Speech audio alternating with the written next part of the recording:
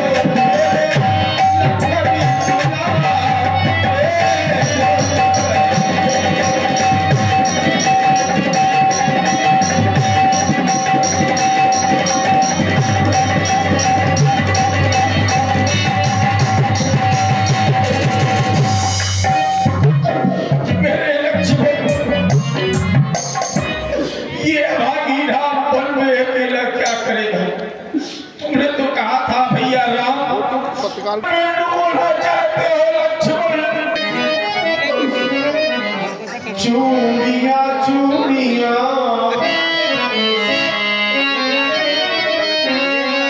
हो तो सुमन थे भले, राम और लक्ष्मण तो सुमन थे भले, हो तो सुमन थे भले, संग बन को चलती ढले।